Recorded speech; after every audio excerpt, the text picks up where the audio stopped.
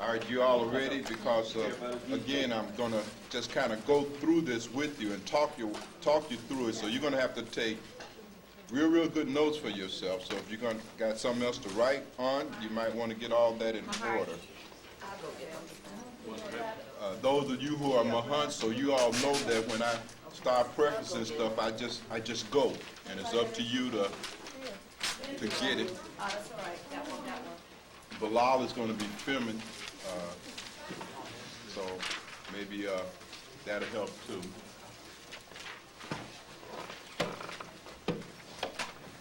And I thought that this might really be good because some of these principles for transforming one's life, both worldly and spiritual, were already touched upon earlier. And actually, this is an adaptation of a process that I use with my clients, working with them in changing areas of their life. And so I just kind of adapted a little bit for our purposes, but it's a kind of general process. A couple of things to keep in mind here is that the life transformation process means life in many of its various aspects. For instance, if I'm working with clients, the first thing is identify what area of their life they wish to change for the better, for the sake of having more happiness and so forth and so on. So sadhana, that might be personal, because that could be one area and aspect of a person's life where they need to make certain changes for the sake of being happier. It could be social, it could be financial, it could be physical, in terms of health and so forth, and of course spiritual. So I just presume that every other area of your life is hunky-dory except the spiritual. I hate to think that you are having as much trouble in all the other areas as you have in here. Otherwise, you're in bad shape, huh? I'm going to have to take some of you into psychiatric care. We've done that. Put you back on medication, get some medication. But in any case, I just wanted you to appreciate how flexible and how universal the process is, you see. So even if you got relationships where you're suffering, you know what I mean? The process will help you get that kind of awareness necessary to deal with that. So forth and so on. And so you can ask questions to make sure that you got each piece of this as we go along. So the first thing, again, is to identify which area of your life that you are being challenged the most in. And I'm just presuming for the sake of this workshop that the area that we will be addressing is your meditation and spiritual life. So you could just answer that question to yourself, you know, reflect on it for a moment and really consider what areas of your meditation and spiritual life are you challenged the most right now. And your meditation and your spiritual life, your parama could consist of many things. It could be your punctuality, it could be full duration, it could be something that's sitting still, training the body how to be still, being regular, consistent, meditating in the same space and not all over the damn house. You know what I mean? Because that's important too, that you try to meditate not only at the same time, but in the same place. You see? All of that helps repattern your mind and body. So you got to look and see which areas of your meditation in your spiritual life are you being challenged the most. It could be your diet. Maybe your diet. Maybe you're slipping up on your diet. You see my point?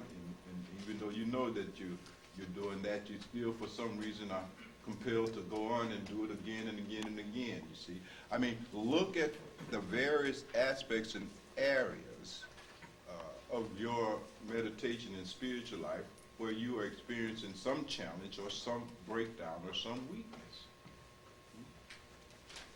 It could be with making use of the many gifts that have been made available to you. Maybe you're not making full use of your telephone gift of being able to call one another. Maybe you're not going to your cooler meetings, and you know you should be doing that and want to do it, but for some reason you just can't get around to doing it, and so forth and so on.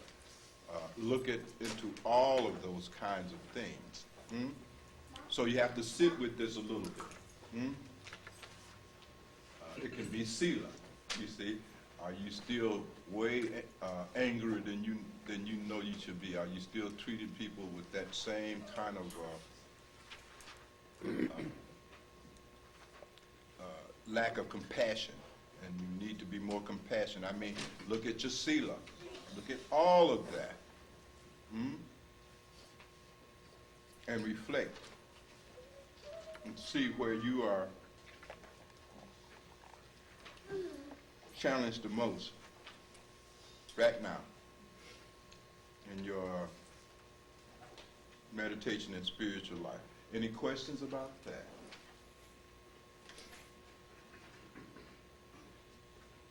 Because I've tried to put this in a very step-by-step sequence. I have found that even my urban adolescents who got electronic bands on their ankle can follow the process. So if they can do it, then there's hope. There's hope. So once you have made your inventory and really set your spiritual life in the palm of your hand and looked at it and examined it and identified all of the various areas that you really are struggling with. You know, you have to be honest. See, the key to this process, like any process, is you got to be honest. You must tell yourself the truth. You just have to be honest about it. It will only be effective to the degree that you can be honest. So you have to be honest with yourself.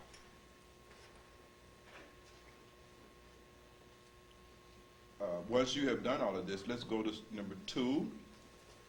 Now you got to start prioritizing. You got to find out which weaknesses specifically do you want and really need to address now. You need to see which one of those areas, weakness, repeated breakdown, obstacle, and so forth and so on, that you really got to deal with, that you really want to deal with, you see, that has the urgency to be dealt with. You see, yep.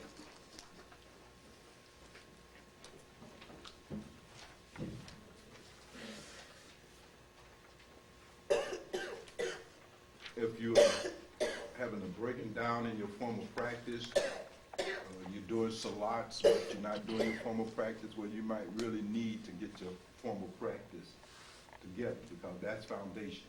You know what I mean? You can do all of the salats you want, but if your foundation is weak, you see my point? You're only diminishing the value of the salats. Well, you're reading all the books, you're having telephone sites on, but you're not doing the other stuff. You see my point? Or you're doing those things, but your diet is out of whack. You follow me? I mean, you got to really look and see where you at. Give him his bottle or some candy. Here, Ra. Can we bribe him?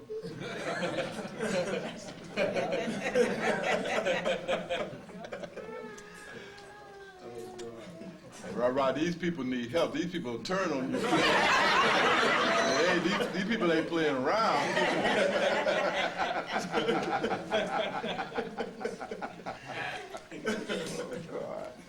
Put Ra on your list.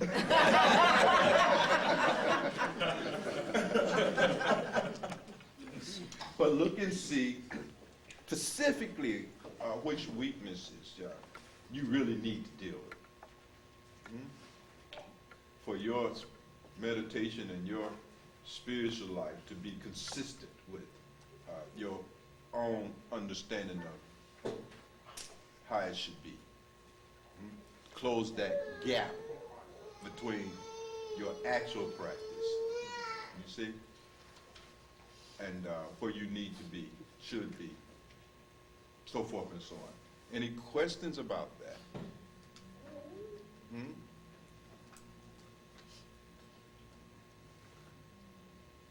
Now, as we're going through this, those of you who have done your action plan, you could begin to look at it side to side and see if your action plan is lining up with this kind of a self-understanding, because this is about self-understanding.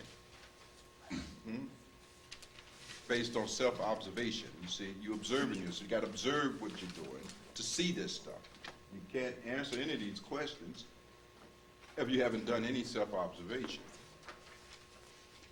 And there's definitely going to be a certain level of self-understanding that you must have also acquired on the basis of your self-observation to really initiate an effective action plan.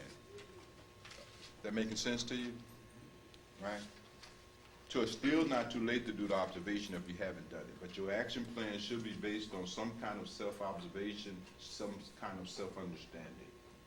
So that you just don't have things on your thing that you ain't even challenged with. I mean, it's just theoretical shit. You know what I mean? I need to, keep my attention in moment to moment. Come on. You got, you ain't even doing your formal practice. Your chances of mastering moment to moment is almost nil. You feel what I'm saying? You have to understand the distinction between wishful thinking and clear thinking. We're talking about some clear thinking here, right?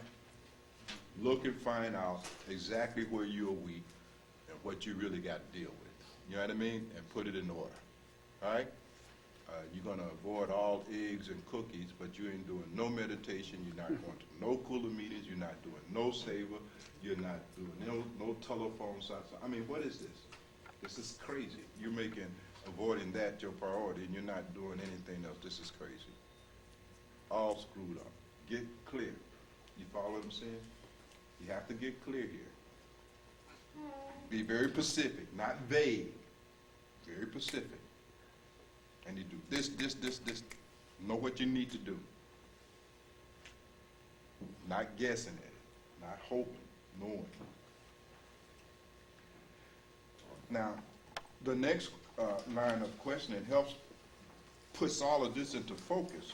What unpleasant and painful emotions are you experiencing due to these spiritual weaknesses we're talking about? You see? Because they all come with some kind of painful emotional experience. So what painful emotion? Let's say, for instance, you are not being regular and consistent and fully practicing your formal meditation. Well, that make you feel a certain way, don't it? Yeah. Guilt, shame. Guilt, shame. Yeah. Those are certain emotional feelings underlying these weaknesses and your failure to address them, right? So you start filling yourself with shame and guilt and so forth and so on. Well, that's going to be counterproductive, isn't it? Oh, yeah. Right. All right. Perpetuation. Self-contempt, anger at self, right? So forth and so on. So when you look at your weaknesses, see what feelings, emotions you are experiencing as a result of these weaknesses and their persistence. See how your weaknesses are making you feel. You see, is it making you feel hypocritical? Making you feel like you're full of duplicity? Is it making you feel dishonest as a person? Is it making you feel what?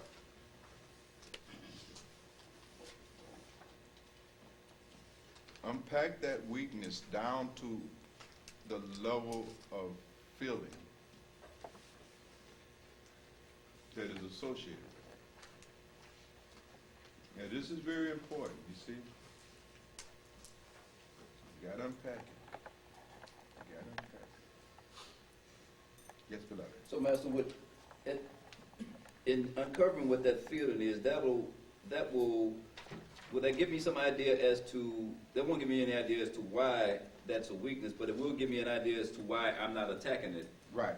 That's right. Well, it gives you an idea of what the consequences of not addressing it is. Okay. We're going to move down a little further and find out why that weakness is there. But first you have to understand, it's just not that, oh, I have this weakness and these breakdowns, and that's the end of the story. No, that's not the end of the story. That affects you.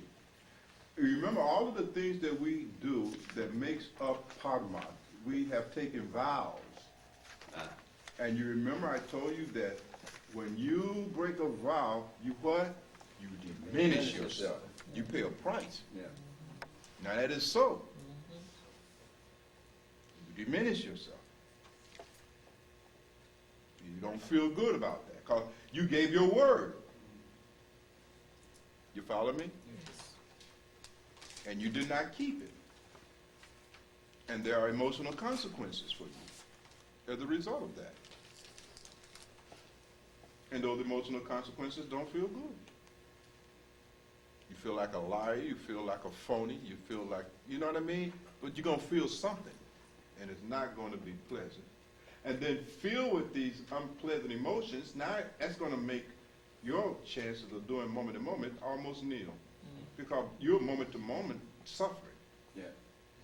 Not moment to moment doing simmering, you're moment to moment suffering. Yes, beloved. Can it be the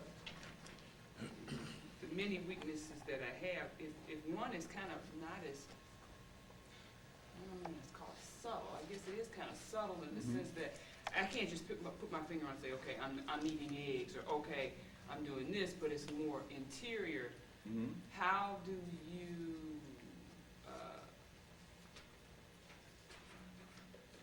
package that in this, or how would I say that I'm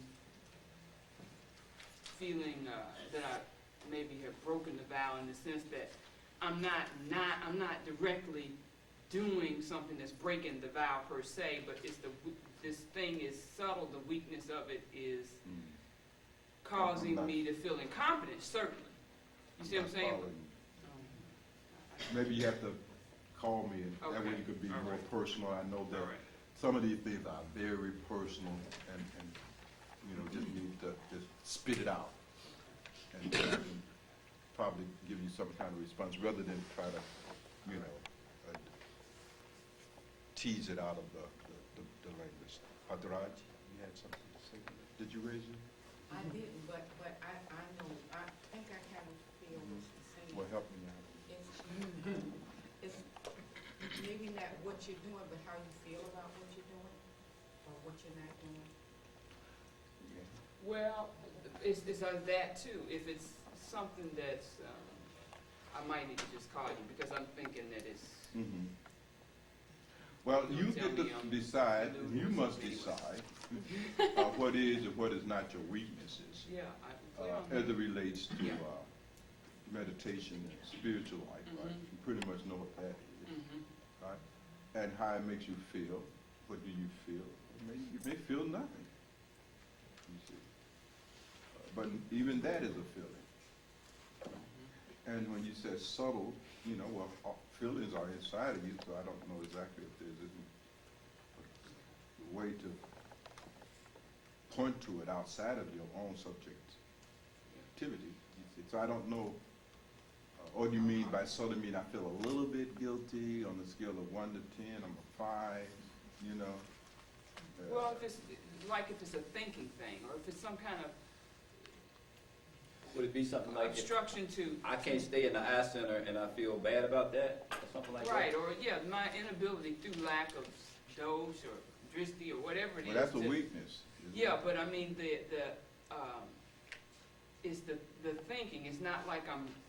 Okay, I understand a little bit maybe, and we can talk a little bit about it. And that's good that you mentioned that because again, I'm not telling you to define your weaknesses based on your inability to perfect your practice. Oh, to be doing perfect practice. Right. You're not capable of any Right.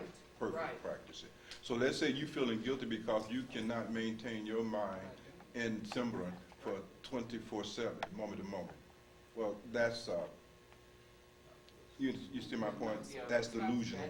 Yeah, You that follow what is- I'm saying? Yeah. And what you are suffering from is delusion. That's one of your weaknesses. Put that down.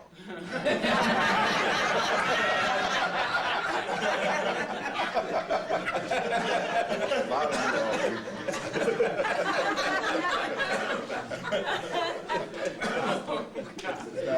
you Yeah, see, I see what you're saying, but yeah, that's not, yeah. right. You got company.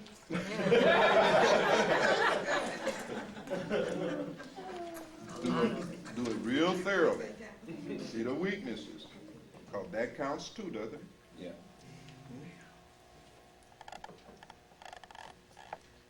Being unrealistic. And your estimate of yourself. Sometimes it's being unrealistic and underestimating yourself. See, that's a personal thing. That's what you got to go to work at. See, it's gonna become personal, very personal in the end, because no two people in here are gonna have come back with the same stuff. I mean, it's just stuff you got to go do. You just got to go do this here. You see, we tend to always approach matters from the same state of conditioning that we approach anything else. For instance, if we're over-idealistic in life, we'll be over-idealistic with respect to the path, you see? And you'll be over-idealistic, you see? And this path is based on realism. It's the reality teachings, not the idealistic teachings. So if you are over-idealistic and said, for instance, as we just said, I looked at some action plan, they said, well, my effort is to maintain my mind constantly in Simran and Bhagwan 24 hours a day. That's what I'm going to do, practice for the next 30 days. Is that ambition at all related to any reality about your ability? Nope. That's my question about. Then if you do, you see, sometimes, then you can let yourself off the hook. You follow what I'm saying? You give yourself something you subconsciously, you know you ain't going to do that. You know you can't even do it. But rather than address what you can do, you see, what I call do your best and not try to overdo it. So you have to be practical here, you see. So you can get into a lot of trouble trying to overdo this thing or underdoing it. You got to hit it right in the middle. So it's something that we have to talk a little bit about probably, if you like. But let me go through the rest of this and maybe to clear up a little bit, beloved, because I concede that this is not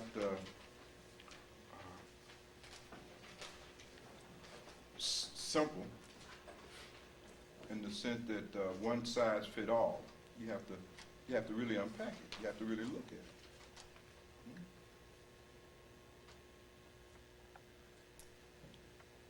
But being over-idealistic can definitely be a weakness. And it could keep you shooting for stuff that you're not going to get as a means of letting yourself off the hook. You follow me? For addressing what is right there to be done. It's a way of avoiding.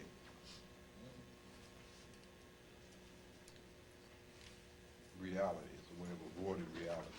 Idealism ultimately is a way of avoiding reality. In any case, with step 3, we're asking ourselves, what unpleasant or painful emotions I'm experiencing due to these weaknesses? So whatever your weakness is, look them up. Then look underneath them. What are you feeling? Master, this is as it applies to the specific weakness. That's the specific weaknesses, Okay. right? You can have as many as you like. And look and see how that makes you feel. What are you feeling as a result of that? And feeling nothing is a feeling that you have to go into. Is that what you're saying?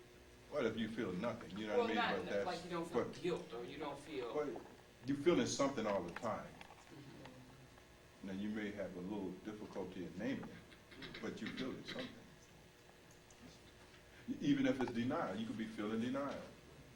But that's also a feeling. But rather than get too analytical with it, because you don't want to overdo it. See, if you overanalyze this, you're going to get trapped.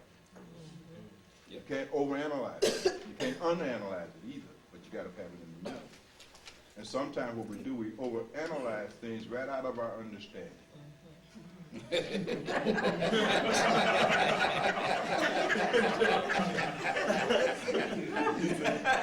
Like a kid get a toy, keep kicking with it, till it done broke the damn toy.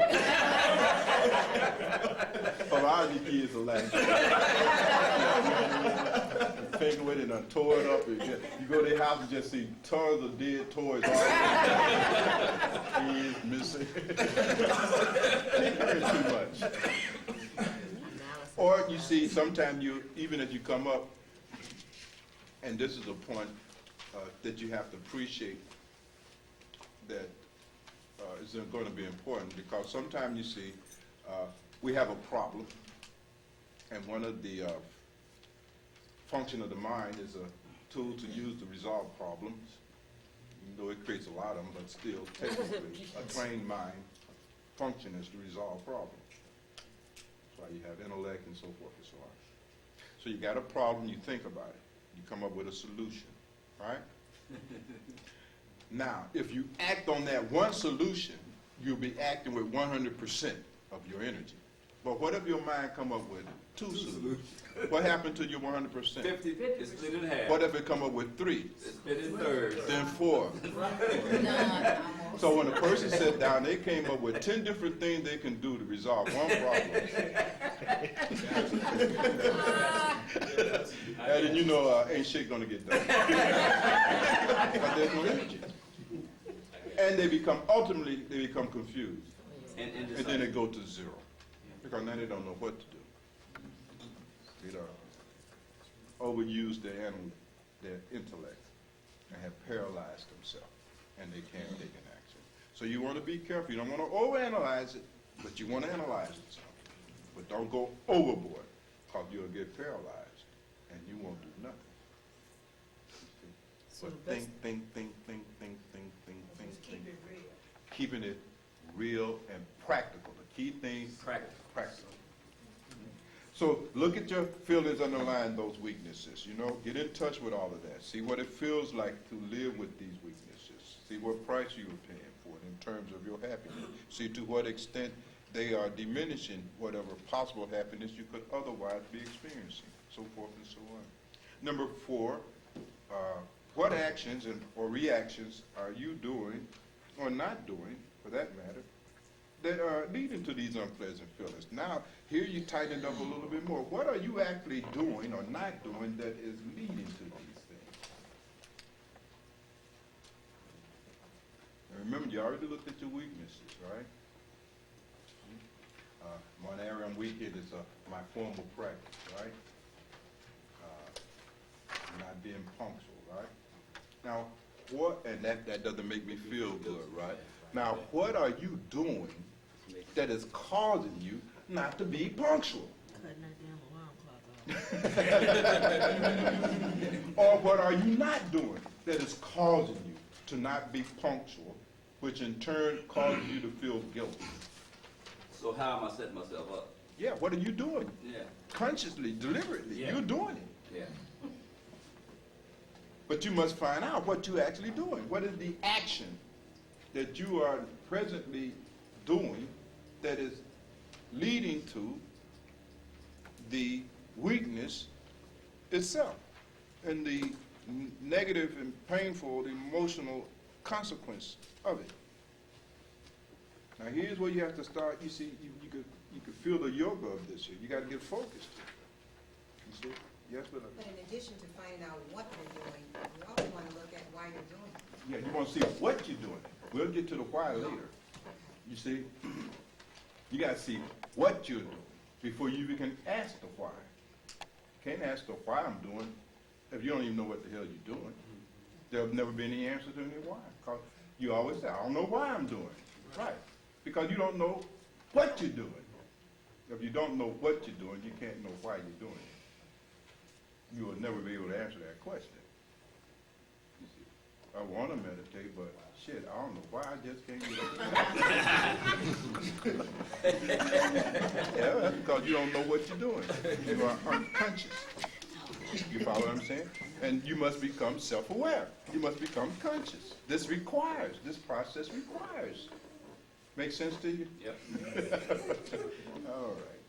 So you must observe and make yourself aware of what actions or reactions that you're doing that is leading to these unpleasant feelings underlying these weaknesses and so forth. What are you doing?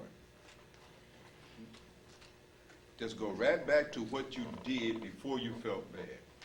You go right back, right before you was feeling bad. What did you do? What didn't do as it relates to this padmata?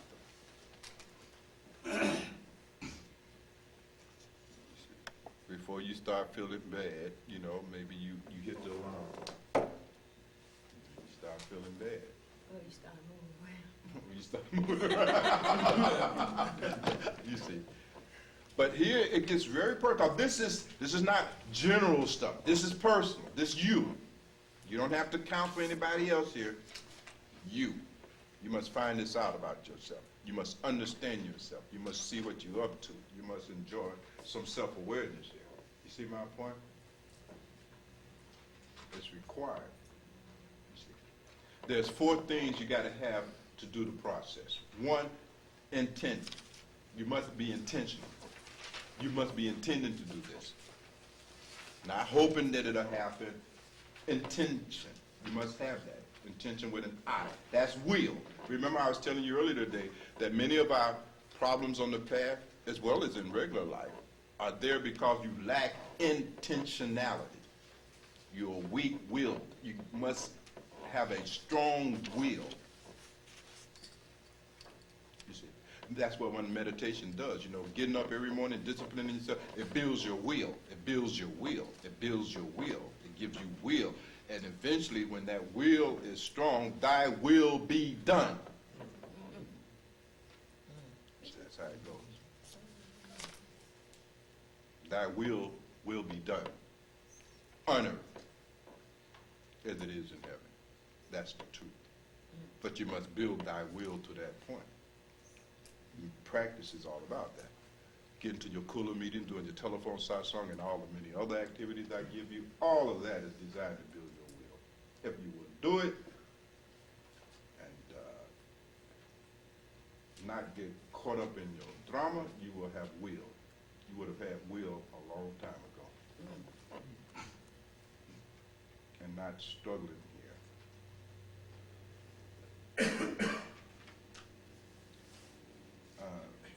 The other 3. The other 3, you sure? Intention? Intention must be intended. 2, there must be attention and awareness. Must be intention and attention. I think Mahadasi gave you all a talk about that, if I recall. Years ago, wasn't it, beloved? I remember talking extensively to you about this, didn't I? There must be attention. It requires attention, which means you can't be giving your attention to everything else out here. You need your attention. You got to keep some attention for the process to make it work. Are you with me? So you must recover your attention from a lot of click-clack. Yeah, she gave that talk a long time ago. That's right. It's going to need attention. You must have attention. That's required. Because otherwise, what would you do? With no attention, there will be no energy, no time, et cetera, et cetera, et cetera. Attention and awareness, you see? Gotta have that. That's required to make any changes, not just in your padma, but even in your worldly life. And any aspect of your worldly life, personal, social, blah, blah, blah. This is what it takes. Number 3, action. Can't do it just sitting there talking. You got to take an action. Action is what changed stuff. You must take a action. intention, attention, action. You must take an action. You must do something. I don't know why you may find that requirement so strange in the first place. Don't you know that you got to do something if you're going to be changed and transformed? Don't you know that? Mike told us that, didn't That's right. You got to actually do something. Not other people do something so that you can change. You must do something. You must take in action. You see? And you can see how that is hard if you don't have enough intent, right? If you lapse in intent, he? right? You're not going to be focused in your intention because you're not intending to do the shit anyway, so you're not going to do it. Is that about right? That's right. Oh, I forgot. I forgot to meditate all last year. You forgot because you were never intending. And therefore, there's never the act. Are you following? Yes, sir. Action. Got to take an action. And number 4, practice. Repetition. You must practice the action over and over and over and over and over until it replaces your old pattern and condition. That's it.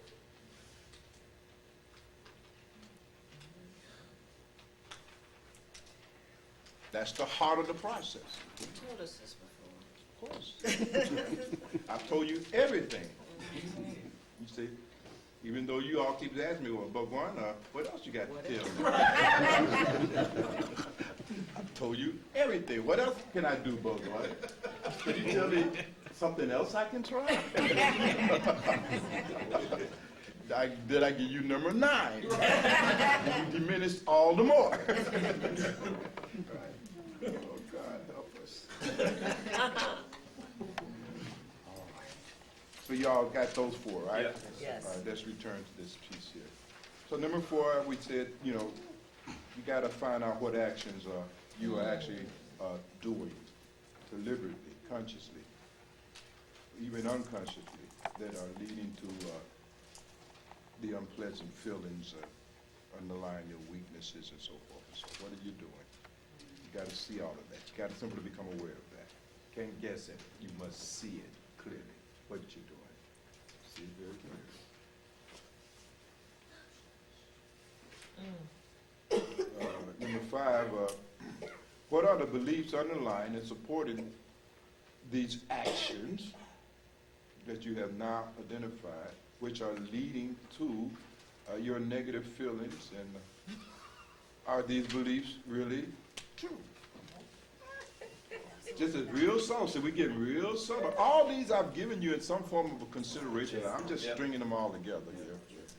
You're noticing them. But I'm fundamentally asking you some of the same questions I did before, right? We're just systematizing it, right? What are the beliefs underlying and supporting those very actions, which in fact are leading you to your suffering? What are the beliefs? What are the beliefs underlying the action of cutting the alarm clock off and going back to sleep? What is the belief you have? You're operating out of belief because all behavior is based out and rooted in belief. I believe I need that more. I believe I need this sleep because if I don't get this sleep, somehow or another, I'm going to die today. Or I'm going to be cursed, or my whole day will be ruined, or something. There's a belief you're operating out of that makes you cut the clock off, that makes the action. The action is not just happening in the vacuum. It's happening because it is being driven by a belief, something from the unseen realm, right? Now, what is the belief underlying your actions, your kind of spiritual actions? What is your belief underlying your breakdowns, your failures, and your weaknesses in your meditation and your spiritual life? Because all of those are grounded in a belief. What are they? And it's your belief. I mean, you must find that out. What is your belief? Let's say if you're having a breakdown in Sila, where you are having trouble getting along with people. You see my point? So forth and so on. Then what is your belief? You know, what are the actions you do? When I'm cussing them out, you follow what I'm saying? We're fighting, I'm gossiping about them, that's also a sign of conflict, isn't it? Right? Gossiping about them all over the place, et cetera, et cetera, et cetera. Okay, that's not sealed, right? That's a breakdown, right? Gossiping, blah, blah, blah is the action. What is the belief underneath that?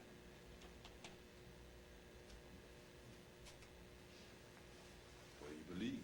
That you know something that you know better. Yeah, gossipers always like to believe that they know something that don't nobody else know. It gives them an upper hand, you see. Let me tell you something you don't know. But yeah, I believe that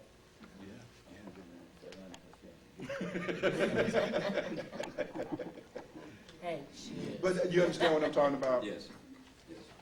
You gotta look at the breakdown and you gotta trace it down to the belief underlying the action that precedes or leads to the breakdown.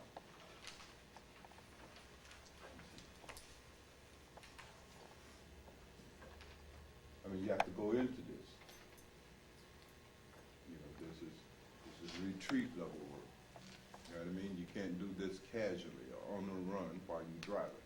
You have to sit somewhere, move into some silence and solitude, and consider this, each and every piece of this, if you are to change your life. Otherwise, your life ain't gonna change. It's just not gonna change. You might as well get to stepping.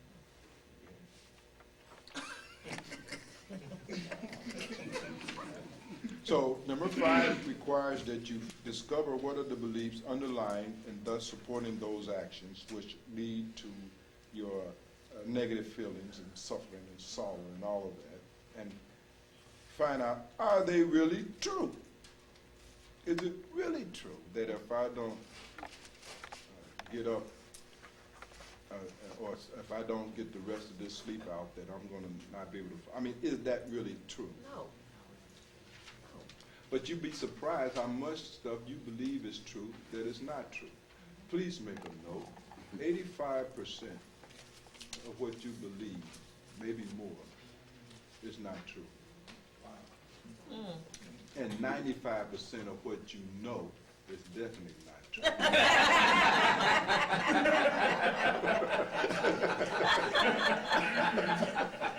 Because you just know it. You don't know if it's true. You know it, but you don't know whether it's true. You just know it. What good is that? You just know shit, but you don't know whether it's true. Now, what is the value of that knowing? Not a damn thing. Right. And yet you want to know more. And be arguing about Get to what 100. No more. Tell me more. But you don't know what has already been told you. The spiritual path, of course, is not about accumulating more Dharma. It's about verifying the Dharma you've already been given. You must know it for yourself in your own experience that it is so. Right? It is not a matter of hearsay.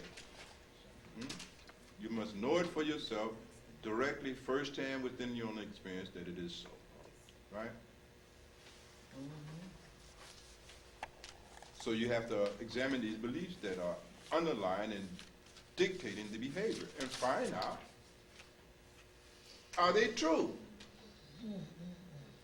To examine them. You can, in the course of doing that, also find out whether they're even your beliefs, in the sense that you have created them. Are they even your belief? Master, when you say if we created them, or if they've been like passed down by our parents or Right. by, Did you originate it? You sat down one day and said, let me see, I think I'll believe this. Or did you just wind up believing it already without any careful thought. And what you will find is that you weren't born with any beliefs. No. So where did you get all these beliefs from? Didn't get them from me. It would be crazy if we did, would we? But, okay, so if I believe, like I believe I can do something, and I look back on that and say, I saw my mother did a lot of stuff, and I thought a lot of her, so that's where I got that from. Right. But was that somebody? Or your mother told you that you can do a lot. Oh, girl, Vanessa, she's a smart little girl. She's so efficient she could do anything, and you agreed with that. My mother lied to me. Yeah, because she was just telling you what she believed you Did were. somebody lie It to wasn't true. It ain't true. You see, and you agree with all of that. So And it's then you, always try to somebody be that- told you something? Well, you go look and see. Don't take my word for it. Go look and see. I believe you. I believe you. I want you to know it. I got you. Even if you made it up, even if you made it up yourself. You made it up out of stuff they told you. So He's you, saying that that we made it up because somebody told us that. yeah, We took a little bit from here, a little bit yeah, from yeah, there. very People Frankensteinian. told you something and you believe it. That's right. Just a little bit of this, a little bit of that, agree with this, and then you're trying to be that person. Yeah. But that's basically every, I mean, that's That's what I'm saying. Yeah, you're trying to be that person, a byproduct right? of the. Yeah, you're trying to be that person, and you practicing trying to be that person. I know, but It don't work. or they might have told you something negative. Or they might have told you something very negative. You're ugly. You see, you're not cute. And you agree with that assessment of yourself. And so now you are being this ugly person. For no reason other than that. Somebody told you that. Or that you couldn't sing. If you're familiar with the Mesoamerican wisdom tradition, the Native American wisdom traditions and all of that, there's a lot of profound psychology that comes out of those traditions. The Toltec wisdom traditions, so forth and so on. And they talk a lot about this particular kind of thing. One of the shaman mystics down in Mexico, Don Miguel Ruiz, that's right, he talks about domestication, how people have been domesticated like cattle and so forth and so on. But I mean, it's a universal thing. It's all over the place, you see. It just is so. But part of your domestication involved you being programmed with belief systems about yourself, about the world, and about others, all of which you simply agreed to, you see. So you're holding up your end of the bargain, your agreement. You being what you agreed to be, which has nothing to do with what you are. There you go, like being in the matrix. And the path about coming out of this matrix, you see. There's even something very edible about it, you see. That's one of the contributions from Western so-called wisdom tradition that is couched in the tradition of psychoanalysis and so forth, about edible complex. You know much about that. What's edible? Edible is just based on Oedipus Rex, You know, I don't know. Greek tragedy. See, it's sort of nothing either. That. And don't you charge nobody either. I gotta get to Egypt, man.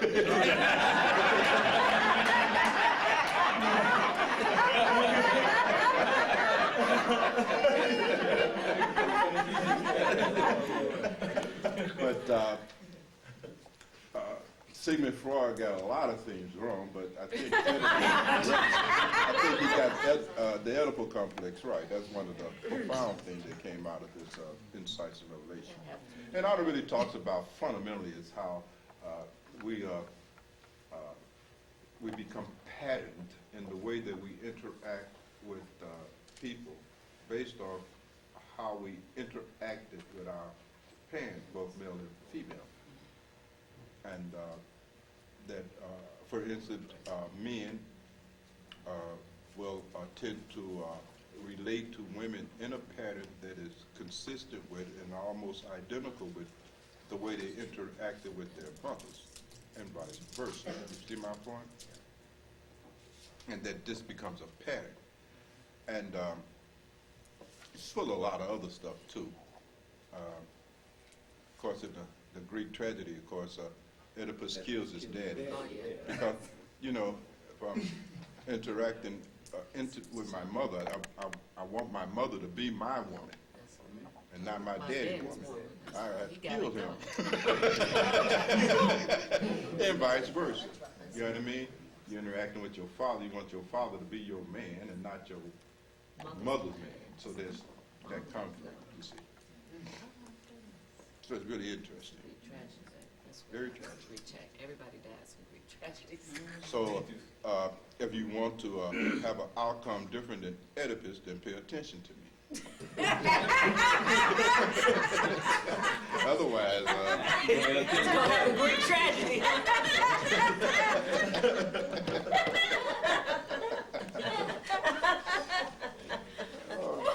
I have a Greek tragedy up so number 5, find out of what the beliefs you are operating out of, underlying all of these counter-spiritual activities and actions are really true. Now, I asked you all to do that in the prior consideration a year, 2 years ago, right? Yeah. But you really got to do that. See, if you're not practicing, if you're having these breakdowns, or something is not rolling in accordance to the instructions, you ain't able to follow these instructions, right? You got some kind of belief you're clinging to and operating out of, and you got to go find it, and you got to examine it and find out, is it true?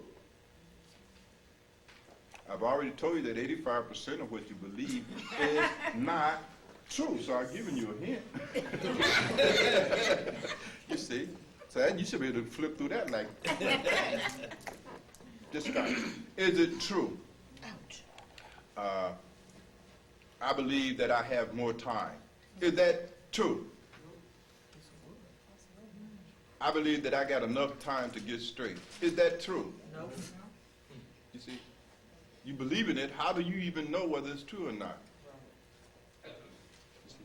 This call, this belief in having time is a primary barrier and source of breakdown on the path. And in the literature, therefore, it is made clear that call got everyone trapped because almost everyone believe they have more time than they really have.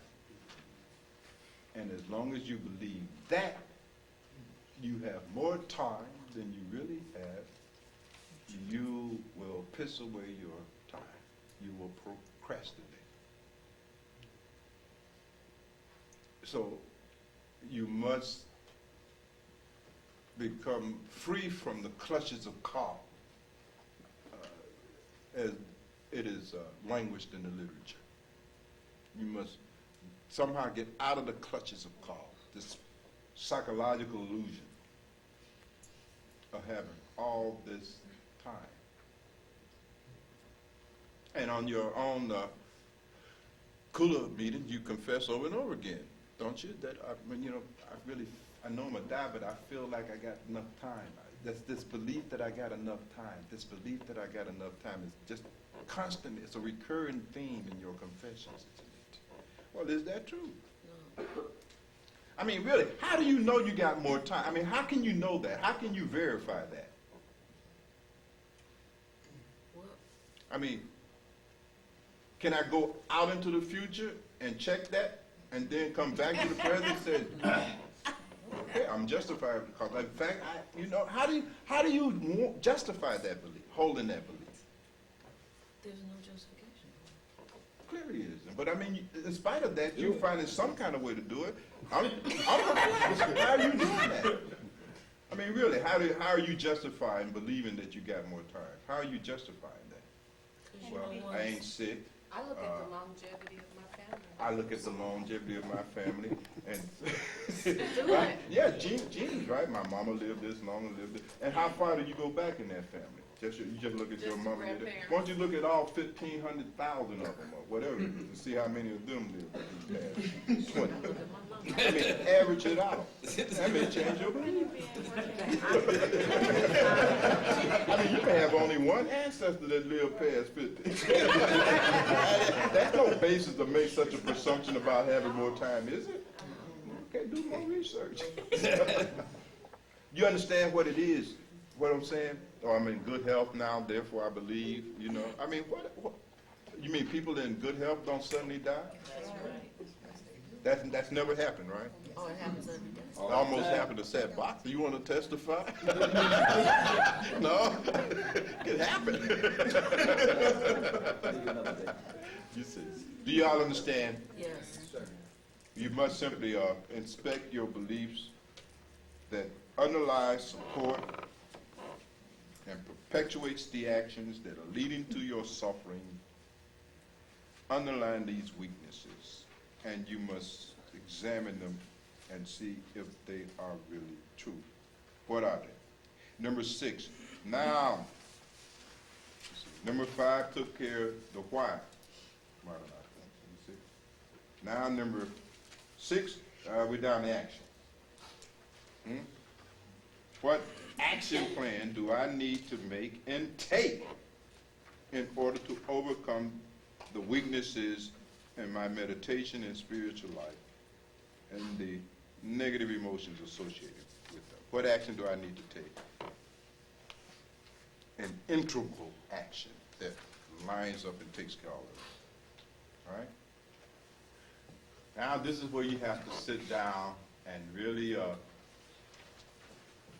be really honest and straight with yourself. What action do you need to take? What kind of action plan must you construct? What must you do? What must you do? What must you not do? Yum, niyam.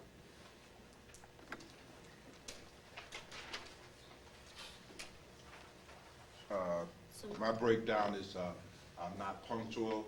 As a result of that breakdown, I feel guilty. I feel diminished because I gave my word, blah, blah, blah.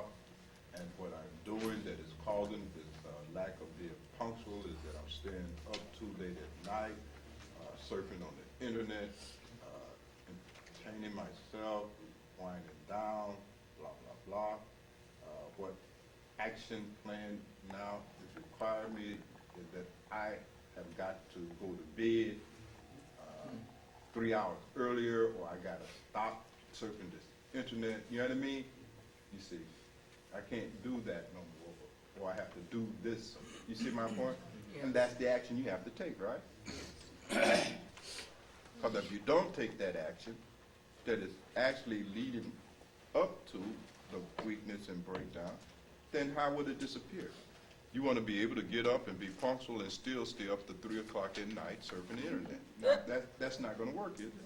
Not at all. You want to eat less during lunch that day to disappear the problem, but that ain't, eating what you ate at lunch ain't the problem.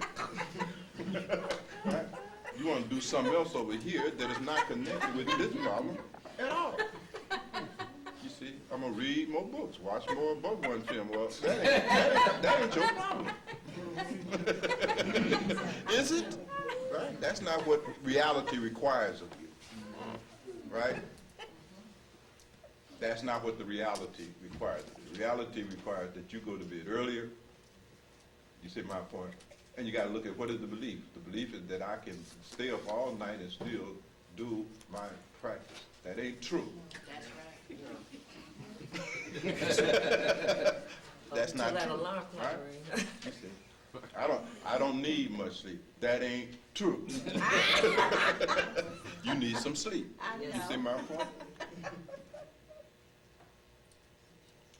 You have to change your belief in order to change your behavior.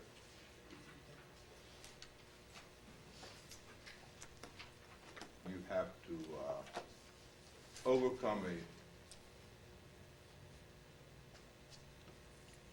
prior belief with a new belief. in order to generate a new behavior. There has to be this substitution, swap in, swap out.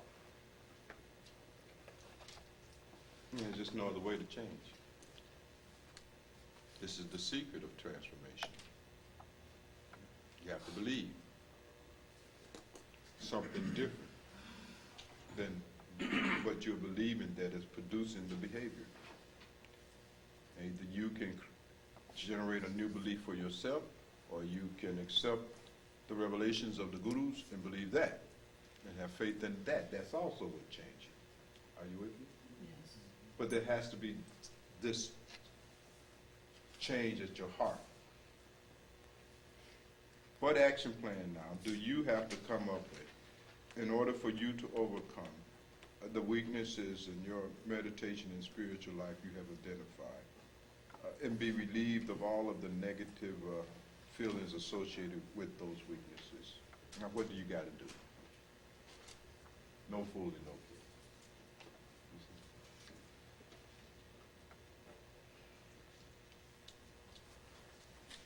Not hope to do. Not try to do. Not should do. You follow what I'm saying? What do you have to do? Action. Remember, number 3, action. No change without action. Got to do some effort here. Action. Not philosophizing. Action. Now, what action do you have to take? You're still not able to sit still, you were saying. Right? Okay, what action you got to take to get that done? Well, you got to stop moving. What does that mean? You got to change your belief about your ability to deal with pain, right? You move because you believe that, this pain is going to kill me. But that ain't true. Just because your leg hurt don't mean you're going to die. Where did you come from? But that's your belief. That you're going to die because your knee aches. That ain't true. You understand what I'm saying? So this is what we have to peel it down here and come up with an action plan. And of course, I've already indicated number 7 there. What kind of belief do I need to adopt in order to support my new action? You see? What belief I now need to subscribe to perpetuate this new action? Now that's the process in a nutshell. Now of course, we ran through it a little bit, but you have something else now. Another tool by which you can go back and look at your action plan that you have submitted. Those of you who have submitted them, you may want to tweak it. You may want to line it up a little bit better, make more sense to you, and then implement it. Work it. But I think it'll be a lot more practical now with these additional insights. And again, no matter how logical the plan is, if there's no intention, it ain't going nowhere. You follow me? There must be intention. And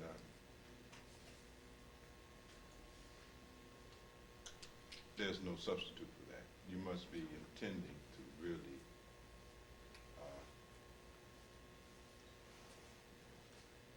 change the way you live it. Because the path is a way of life. It's not just some technique that you engage in for a couple hours in the morning. It's a way of life. It's a way of living. It's talking about living a certain way of life. That's change. You know what I mean? You have to change.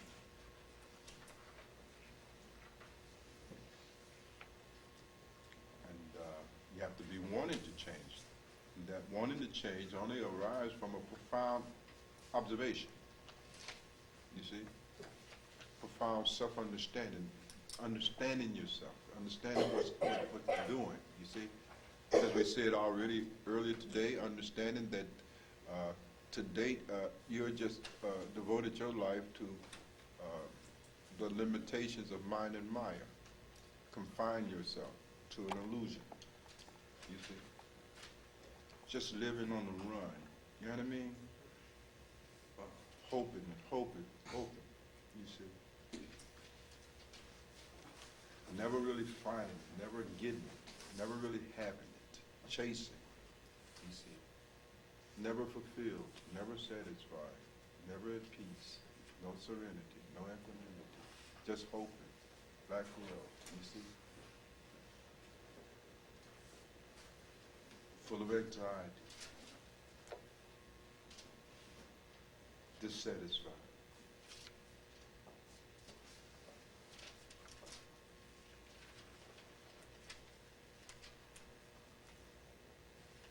Life in the realm of ego is not a happy life.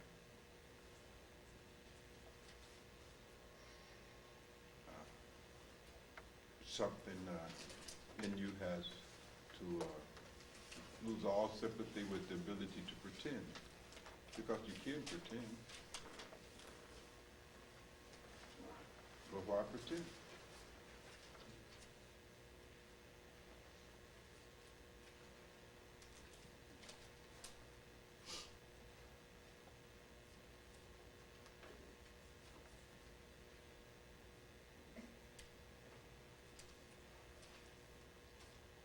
And why be satisfied with that which is less than real? It's not real. You see? Why would you want anything that is not real in the first place?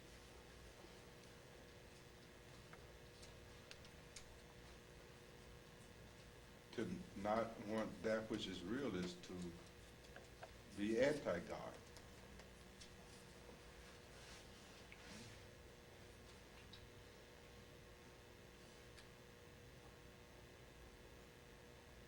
Is to be anti-truth. To prefer darkness to light. Who wants that? To content yourself with that which is unreal, not real, to go on living in this kind of virtual reality that you're creating in your mind, you see.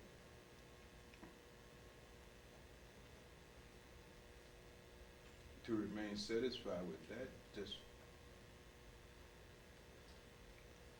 represents yourself as being a kind of shallow, superficial, silly kind of person. You know what I mean? That's just silly. That's just represent yourself as a non-serious person. You see, not serious about it. I mean, why would you settle for that?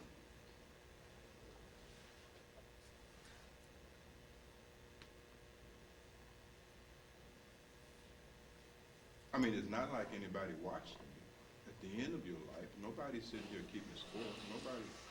Nobody cares. It's not like God is up there watching you, writing down, taking notes on you. Nobody's taking any notes on you.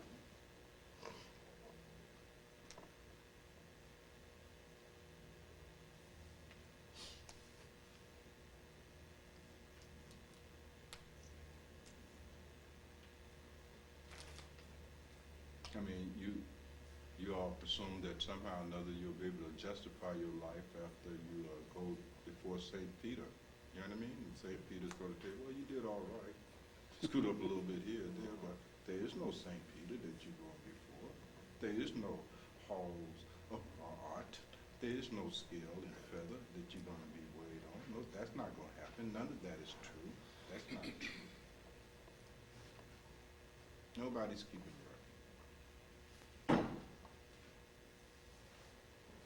I mean, zoom out for a moment. You all are all zoomed in, like the law's camera, zoom in and close it out, everything else, and just zoom out, it brings things back in wide view. Zoom out for a moment, see the wide view. Right? I mean, pull out in your imagination, and, you know, out into the atmosphere where all of Earth is in your point of view now. You see, well, how important are you from that point of view? And then zoom back out further. You know what I mean? Get deeper into the Milky Way, where now all the Earth itself is just a bindu. You see my point? How important are you? A bindu and a bindu. And pull out some more and some more and some more until you exhaust the physical. And then when you've done that, pull out some more and enter into the non-physical reality that you can't even see or experience by any magnification of the senses. A bindu within a bindu within a bindu within a bindu ad infinitum.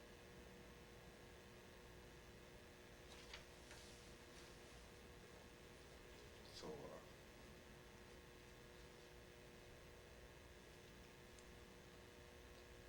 not going to be able to justify your life after you did, are you? Who's going to do it? So, you see, the only judge is in your head right now. That's where your judge is at. Here's the halls of my heart. This is where you win yourself. It's your own mind. Split. One part judge, one part victim. That's all this goes on, right? You're not living up to your agreement. You agreed to be a very efficient person, right? And you agreed to that, right? Now that's stored in your mind, the book of agreements. I agreed to be an efficient person, right? Then you do something, you ain't efficient, right? So the judge on this side of the head punished the victim on that side of the head. And that's it. The executioner killing himself. Right. Self-judgment. Right? That's what's going on. Is that about right? That's it. Measuring yourself to see how well you are living up to what other people said you should be. That's about it, isn't it? That's it. And when you fall short of that, you tear your ass up, don't you? Like my grandmama would have. Just like your grandmother, just like Big Mama. The braid switch. You go get your own switch, right? That's right. Punish yourself in the form of feelings of self-contempt, shame, guilt, blah, blah, blah. Do y'all understand? Yes. I mean, what we are attempting here is not short of a miracle.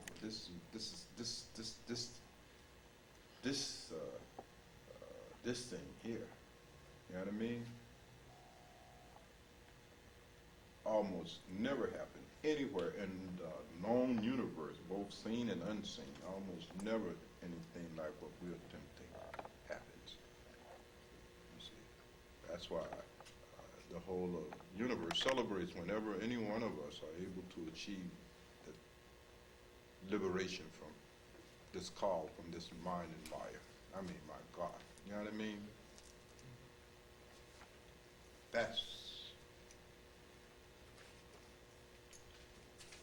It's news-making throughout the universe, you see?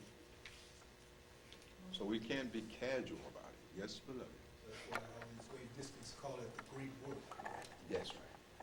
It's so rare. So rare. So rare. And all of us, by grace, have been given an opportunity to do something great with our life. When you've been given the opportunity to do something great with your life, why would you be content with just being mediocre? Making sense. I mean,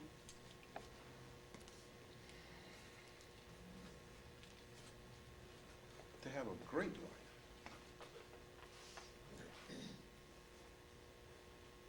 The opportunity to have that, you know, is something. So we have to really, you know, engage this process a little bit more seriously and with a little bit more gratitude. We take it for granted, don't we? take it for granted. So we all have our opportunity to go to the cooler house. I would love to see everybody at least on some level on your action plan, incorporate some use of that place. If you only go out there once a month, just for you see my point? And enter into some silence and solitude. You see my point? And practice and grow yourself more and more and more. You see? Otherwise, that's just show. That's the story of your life, right? Build an ashram and then don't go there. That's the metaphor of your life. Get initiated, do no practice. Story of your life. Get a guru and then try to guru yourself. Story of your life. Story of your life. It's a sad story. It's a sad story. So I think we have covered all of that as best we're going to do tonight. We got to get out of here until we let you lock up and go home. He's going to go to sleep at 7. Well, care what we do. He's got to get some rest. This man is tired. So hopefully this helped you out a little bit. So if you're going to be sending me... So if you're going to change or tweak your action plan, just send them to me again. Okay, and I'll just get rid of the ones I got on hand. Yes, beloved. So this is ours, the action plan is what you want. Yeah, I want the action plan. You Okay. should, a copy of your action plan, at least. Now, Bilal, you want to send this to Nabaji when you send him the DVD? Oh, okay. You ain't got no time unless you report by call. In my time, none. In call time, be reasonable. Don't give yourself 10 years, though, okay? Hey, to the mayor of diocese, before we scatter, we still gotta put this, place back together. If I can get just some help before we break off. Get it, T-boy. Standing up.